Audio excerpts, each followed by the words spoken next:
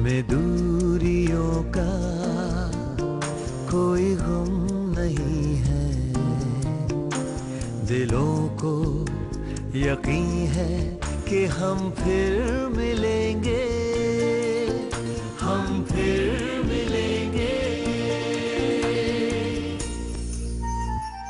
मैंने की सूरज की तमन्ना अपने हाथ जलाए, अपने हाथ जलाए। मेरे सपने आंसू बनकर मेरी आँख में आए, मेरी आँख में आए। मुझे इसकी उम्मीद भी अब नहीं है कि हम फिर मिलेंगे। आप कुछ दिन रहेंगे ना और यहाँ? हाँ, 10-15 दिन बस यहाँ रुकूंगा, उसके बाद वापस चला जाऊंगा।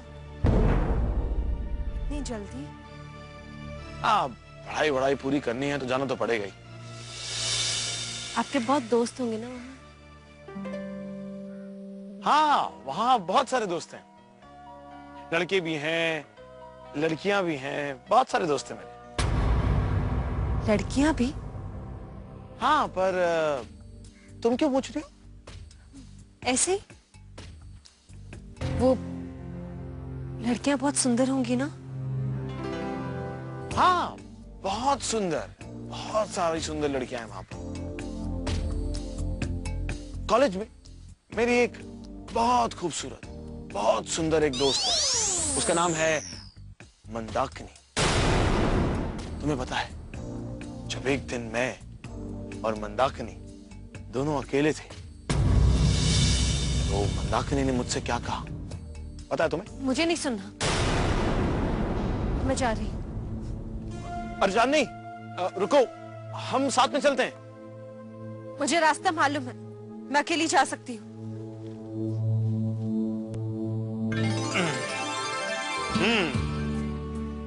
चांदनी, मैं मजाक कर रहा था।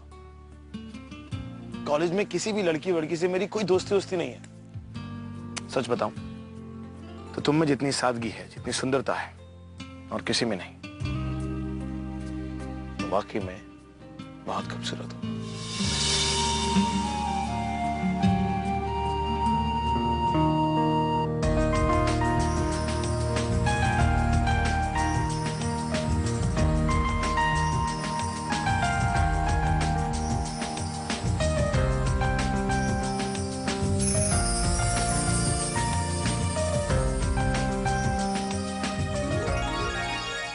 हम फिर मिलेंगे।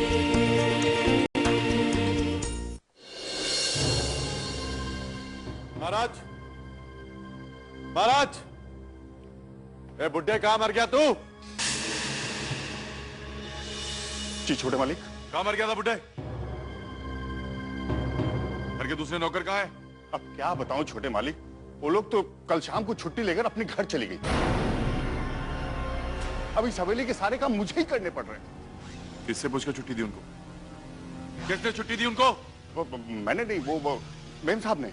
मेम साहब कौन होती छुट्टी देने वाली नौकरों को? डैडी, मम्मा को बोल दीजिए कि घर के कामों में इंटरफेयर ना करें। हाँ ठीक है, मैं कह दूं। वो दोनों कब लौट के आने वाली हैं? बोली तो थी कि आज सुबह तक आ जाएंगी, लेकिन अभी तक आई नहीं। तो फिर इतना बवाल क्यों मचा के रखा? घर में दाखिल हुए नहीं की शिकायतें शुरू कर दी। थोड़ी देर के लिए उनका काम संभाल नहीं सकते क्या? जी मैं संभाल तो सकता हूँ, लेकिन तो फिर देखो, अपना काम देखो। जाओ गाड़ी से सामान लेके आओ। जी।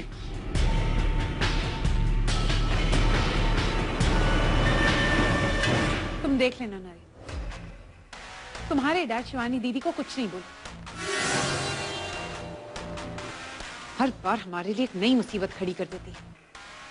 कभी कभी तो लगता है कि जानबूझकर करती हूँ ऐसा। अब कल मुंबई से मेहमान आने वाले, सारी तैयारियां कौन करेगा? मुझे तो लगता है कि मुझे दीदी से बात करनी पड़ेगी। हर बार तो उनसे संभलता नहीं है। पता नहीं क्यों ऐसे स्टूपिड डिसीजंस लेती रहती। इतना चिल्ला क्यों रही हो अनीता? प्रॉब्लम क्या है? मामा, अपने घर के नौकरों को छुट्टी क्यों दी? आपको पता है इस हवेली में कितने काम होते हैं? सब जानती हूँ। इस हवेली में क्या चल रहा है उसका पता मुझे नहीं होगा तो किससे होगा? पर तुम एक बात का ध्यान रखो, इस घर की दीवारों में जो दीमक लग रही है ना, अगर उसे खत्म नहीं किया गया तो वो इस घर और परिवार का नामो निशान मिटा देगी। आपको शर्म नहीं आती? अपने घर को, अपने परिवार को बदुआ दे दिया। तुम शर्म की बात करो।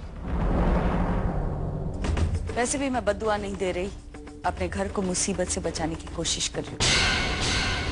उस मुसीबत से जो चोर दरवाजे से मेरे घर में आई है और मेरे परिवार की सुख शांति खत्म कर दी। आप मुझे ताने क्यों दे रही? मैं तो वो हूँ जो इस घर में खुशहाली ला रही है। आज तक जीजा जी जो लाखों में कमाते थे ना, अब करोड़ों में खेलेंगे मेरी वजह से। जिससे प्यार मोहब्बत का नाटक रचाती हो उसे जीजा जी कहते हुए तुम्हारी जबान कांपती नहीं? उनकी बाहों में लिपटते हुए तुम्हारी आत्मा तुम्हें कोसती नहीं? और कितना बदनाम करोगी तुम इस पवित्र रिश्ते को? This is enough, Mama. Are you drunk? सुबह सुबह नशा किया आपने? वाह बेटा, अपनी माँ से किस तरह से बात करो और किस तरह के इल्जाम लगा रहे हो। वैसे मैंने आज नशा नहीं किया, अगर किया होता तो कुछ और सच उगल देती, जिसे सुनकर कोई भी इज्जतदार औरत शर्म से मर जाए। लेकिन फिर भी किसी लोग पर इसका कोई असर नहीं होता।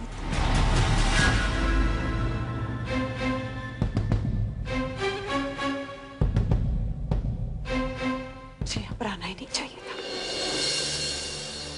नरेंद्र, ड्राइवर से बोलो अभी गाड़ी निकाले, हम कोई, मैं अभी इसी वक्त यहाँ से जा रही हूँ। अरे अनीता जी, संभालिए अपने आप को,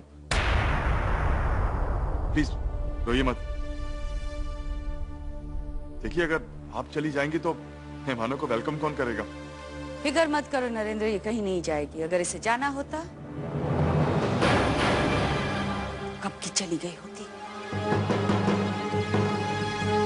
और मैं देख रही हूँ कि तुम्हें बहुत हमदर्दी अपनी अनीता आंटी से, तो इन्हें कहो ये मगरमच्छ के आंसू बचा के रखे, कभी और कहीं और जरूरत पड़ेगी।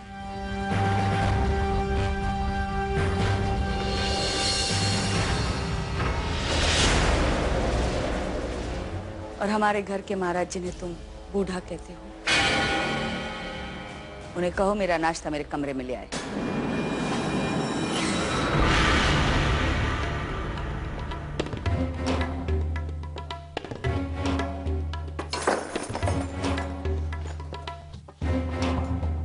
ये दोनों लड़कियां ना अभी तक आई नहीं, सारा काम उनका अब मुझे ही करना पड़ रहा है।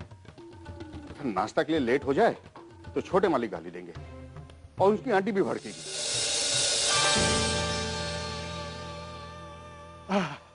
अरे चांदनी बेटी आ गई। अब जल्दी जल्दी हाथ चला, साहब और मेम साहब वापस आ गए, उनको नाश्ता देना है। चांदनी बेटी? महाराज, चांदनी तुम्हारी बेटी कब से हो गई? अरे रमा, तू भी तो मेरी बेटी जैसी। अरे मंगल भैया, आप वहां खड़े? भरपेट नाश्ता करना। हाँ बेटा, जल्दी जल्दी हाथ चला। हाँ?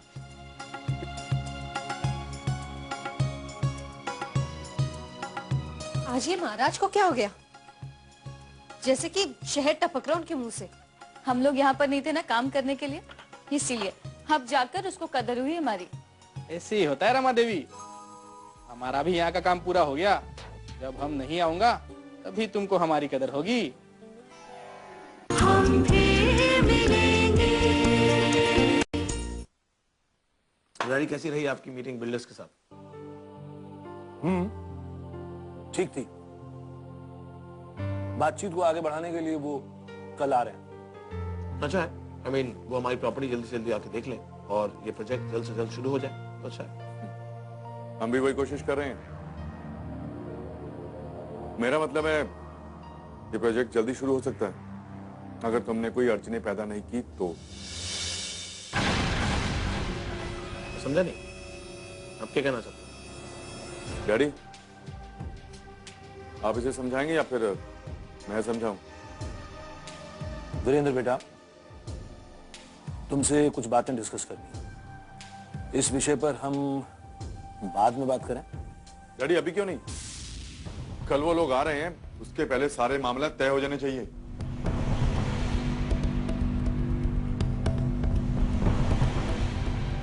नाश्ते में इतनी देर क्यों हुई? छुट्टी पर गई थी तो सुबह जल्दी नहीं आ सकती थी। आज के बाद कोई भी नौकर मुझसे बिना पूछे छुट्टी पर नहीं जाएगा। तुमने सुना मैंने क्या कहा? जी मेम साहब। तो जवाब क्यों नहीं देती? कहती क्यों नहीं कि हाँ मेम साहब, मुझसे गलती हो गई। आप उस पर क्यों चिल्ला रही हैं? उसने मम्मा से परमिशन ली थी जाने की। वीरेंद्र, तुम उसकी तरफदारी क्यों कर रहे हो? और वैसे भी घरेलू मामले में मर्दों का दखल देना शोभा नहीं। और हमारे घरेलू मामले में आपको दखल देने का कोई अधिकार नहीं। वीरेंद्र, तमीज से बात करो। ये तुम्हारे मामा की छोटी बहन है, तुम्हारी मौसी है। जो औरत मेरी मां को दुख पहुंचाए, उनका बार बार अपमान करे, उस औरत से मेरा कोई रिश्ता नहीं। क्या हो क्या गया तुम्हें? तुम्हारा दिमाग तो ठीक है?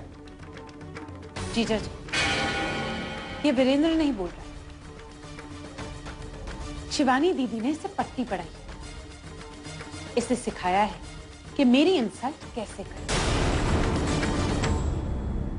और उनका वफादार बेटा बिल्कुल वही कर रहा है। मामा की बुराइयां मत कीजिए, उनका नाम भी अपनी जुबान से मत लीजिए। वो हैं जो आपको बर्दाश्त करती आ रही है। अगर उनकी जगह कोई और होता ना, तो आप इस घर में कदम भी नहीं रख पाते।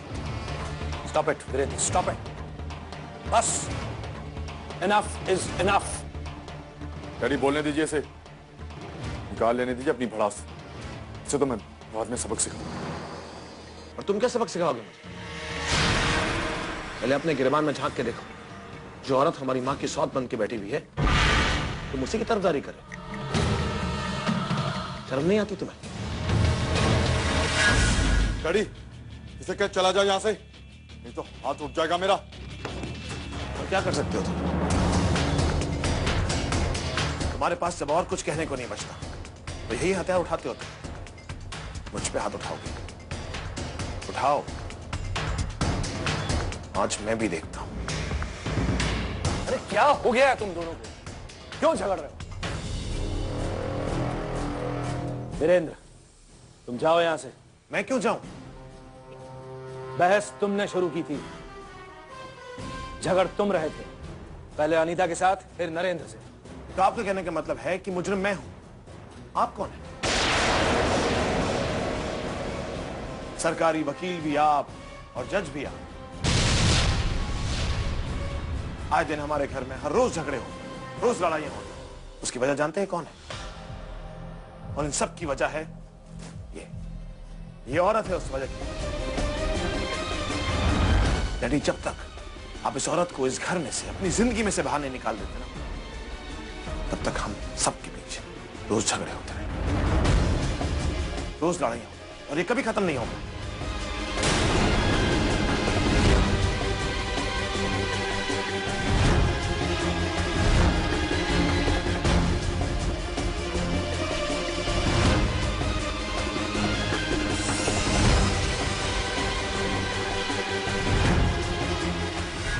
आपके बेटे ने आज जो मेरी इंसल्ट की है,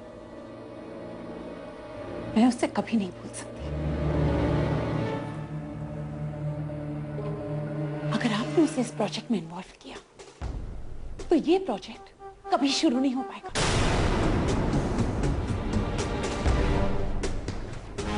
लेकिन फिर अगर आप उसे फिर भी पार्टनर बनाना चाहते तो आगे आपकी मर्जी।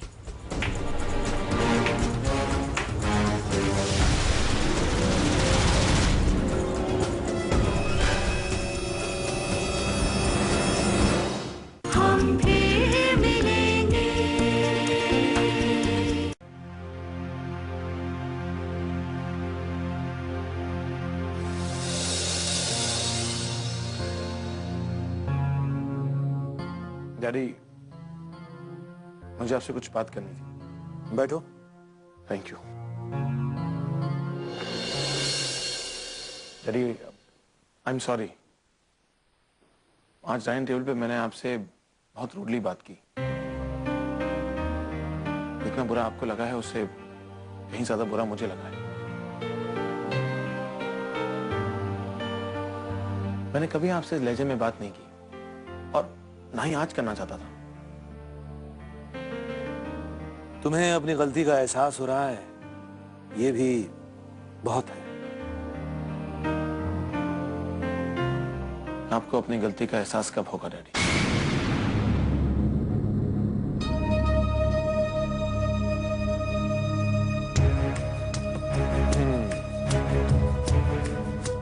मैं समझता हूं तुमने ये सवाल क्यों पूछा है।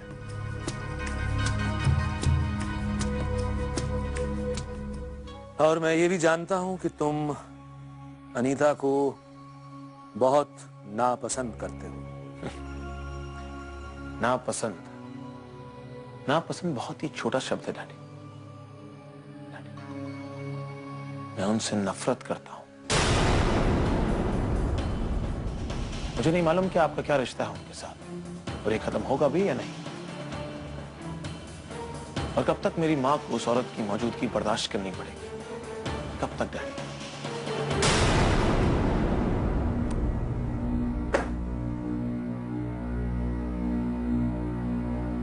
डैडी, आपने मेरे सवाल का जवाब नहीं दिया।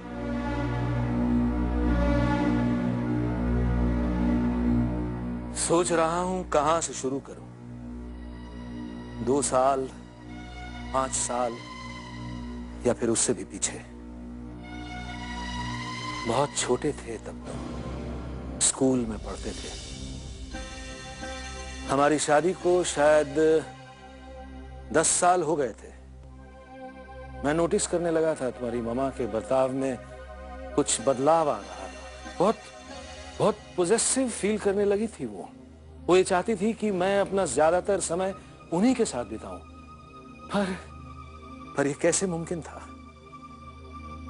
2-4 दिनों के लिए मैं अगर शहर के बाहर चला जाता तो वो मुझ पर शक करती। मेरा किसी दूसरी औरत के साथ अफेयर चल रहा है। मैं बार बार समझाता कि उनका ये शक बेबुनियाद है, पर उन्हें कभी यकीन नहीं आया। मेरी गैर हाजिरी में वो मेरी अलमारी की तलाशी लेती, कहीं कोई सुराग हाथ लग जाए। मैं जिस होटल में ठहरता वहां रिसेप्शन पर वो फोन करके पूछती कि मैं अकेला हूं या मेरे साथ कोई और है।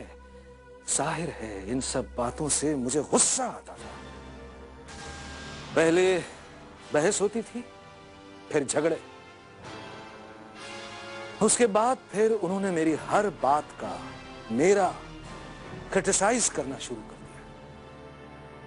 मेरे हर फैसले में वो गलतियां निकालती थी, मुझे गलत साबित करने की कोशिश करती थी। मैं बहुत परेशान होने लगा था। समझ में नहीं आ रहा था कि किन अल्फाजों में उन्हें समझाऊं। फिर एक दिन मैं अपने बेडरूम में दाखिल हो रहा था, तब उन्होंने दरवाजा मेरे मुंह पर बंद किया और ऊंची आवाज में बोली, अब हम एक साथ एक कमरे में नहीं रह सकते। लेकिन उन्होंने ऐसा क्यों किया? उसकी कोई तो वजह होगी। पत्नी जब अपने पति पर शक करने लगती है, अपना विश्वास खो बैठती है, तब ऐसा होता है। काफी अरसे तक तो मुझे ऐसा ही लगता रहा जैसे मैं रेगिस्तान में जी रहा हूं, जहां न कोई हरियाली है और ना ही पानी की एक बूंद। बहुत अकेला पड़ गया था मैं।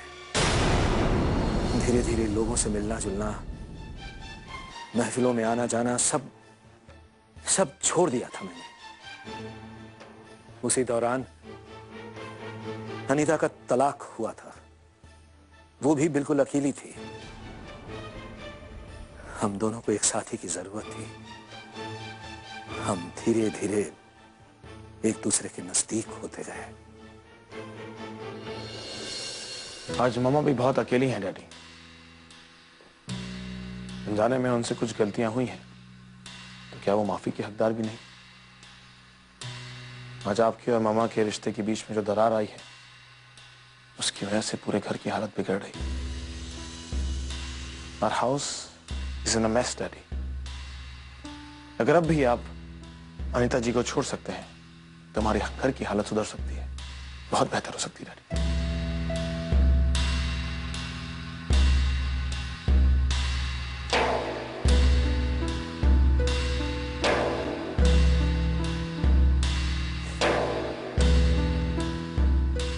नहीं वीरेंद्र, अब ऐसा नहीं हो सकता।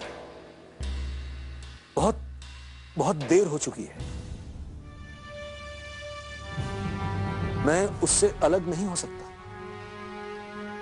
डैडी, आप समझ क्यों नहीं रहे हैं? अनीता एक बहुत ही चालाक और शातिर किस्म की औरत है।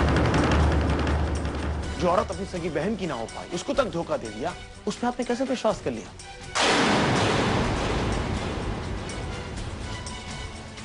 कभी ना कभी आपको अपनी गलती का एहसास होगा डैडी। एंड आई होप तब आपको ये ना कहना पड़े कि बहुत देर हो चुकी।